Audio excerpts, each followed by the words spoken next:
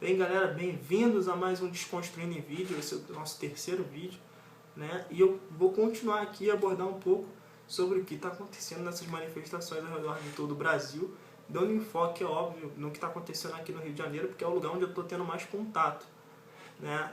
No Rio de Janeiro, ontem, no dia 20, hoje é dia 21, estou gravando esse vídeo, são 1h da tarde, né? Ontem, no dia 20, aconteceu uma manifestação enorme aqui no Rio de Janeiro, talvez a maior da história do Rio.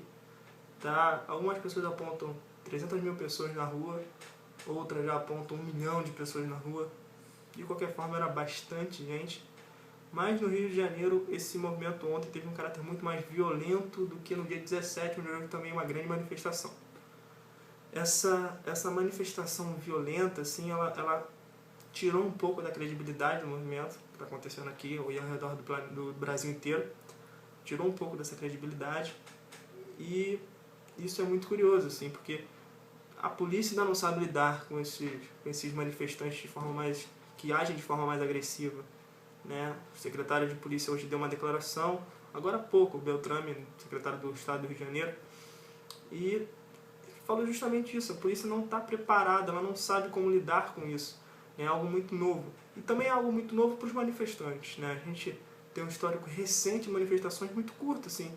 A gente teve 5 manifestações num espaço curtíssimo de tempo, mas o Brasil tem manifestações pontuais ao redor da sua história. Assim, a gente não é um país que se manifeste de forma incisiva durante, sabe, ao longo de toda a história. Então a gente precisa amadurecer bastante, eu acho isso, amadurecer bastante essa questão das manifestações no Brasil. Um outro ponto que eu queria lidar também é sobre essa questão do movimento, pelo menos no Rio de Janeiro, ele ser apartidário.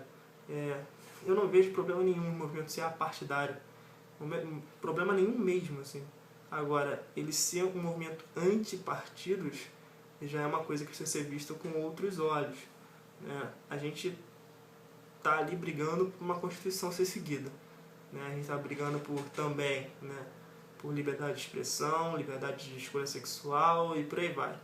E a partir do momento que você priva um cidadão de manifestar a sua opinião política, ele pode ser do PSTU, do PSDB, do PT, de qualquer partido político, mas ele tem o direito de manifestar enquanto partido político. O que eu não concordo é com que esses partidos façam um movimento, um trampolim para se promoverem. Tudo bem, isso eu discordo, né? Concordo com a grande maioria. E eu acho que é por aí que vai essa questão de ser apartidário, de as pessoas não quererem que as bandeiras sejam levantadas. Mas a gente tem que levar em consideração que a gente está num regime representativo, né? E você não querer que nenhum partido te represente, né? No mínimo, há de se repensar esse sistema representativo.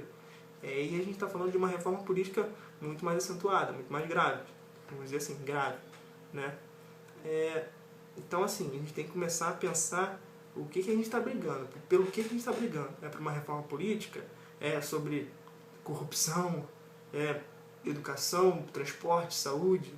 Assim, a gente tem que ser menos ingênuo ao ponto de ir para as ruas e gritar que a gente quer o fim da corrupção como se isso fosse funcionar. Me desculpa, mas não vai. Assim, tudo bem, o brasileiro está cansado, cara. A gente está cansado de uma série de barbaridades, uma série de absurdos que estão acontecendo. Tudo bem, assim, mas a gente tem que saber também lidar, né, com essas manifestações. A gente está num momento ótimo para pleitar certas coisas, mas a gente tem que saber focar. A gente tem que ter um foco. O que esse movimento quer, afinal de contas?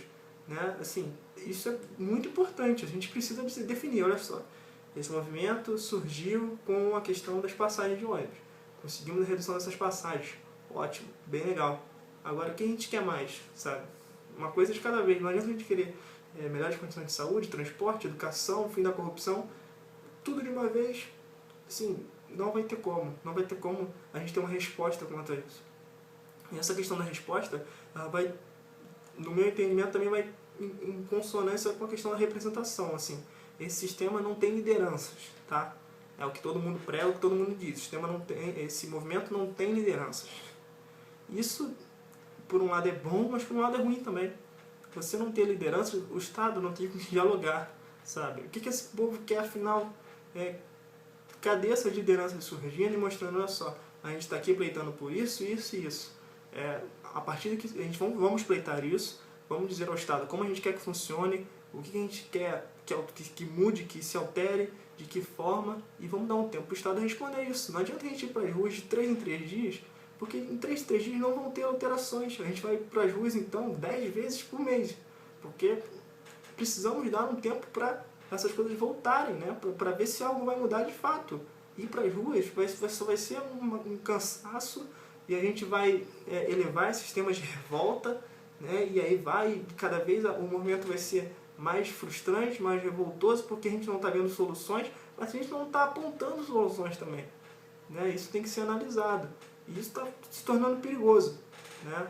No Rio de Janeiro foi muitíssimo violenta a repressão da polícia, tá? Muitíssimo violento, o BOP estava na rua, né? A gente teve gente cercada dentro do IFIX, e aí uma série de questões podem ser abordadas, né? A própria imprensa disse que esses alunos estavam sitiados dentro do IFIX, depois a imprensa volta atrás, e a gente sabe que existiam sim alunos dentro do IFIX, sabe?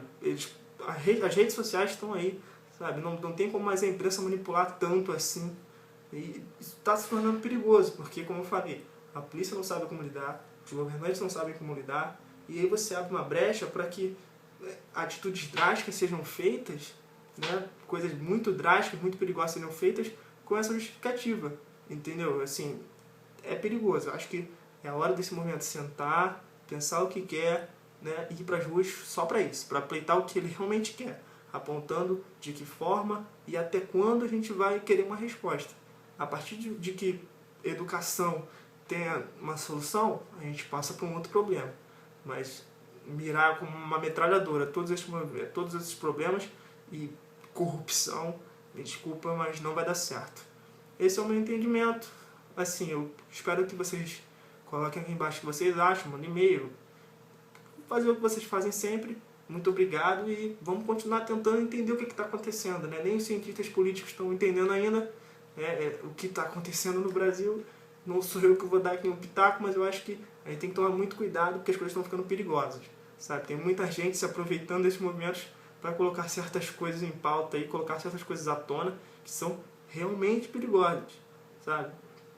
É hora da gente parar e pensar. A gente está indo meio que de olhos vendados, a gente não pode fazer isso, né? Então vamos parar, vamos pensar, porque esse é o momento, a gente está num momento ótimo. Vamos com calma, vamos com sabedoria. É isso, esse foi mais um Desconstruindo em Vídeo. Espero que vocês voltem aqui para o 4º vídeo, para o 5º, para o 6º, e aí vai. E é isso, gente. Muito obrigado. Vamos continuar discutindo o que está acontecendo no Brasil, assim que tiver uma brecha, né? Porque esse é o assunto que está em tona, não tem como não falar dele.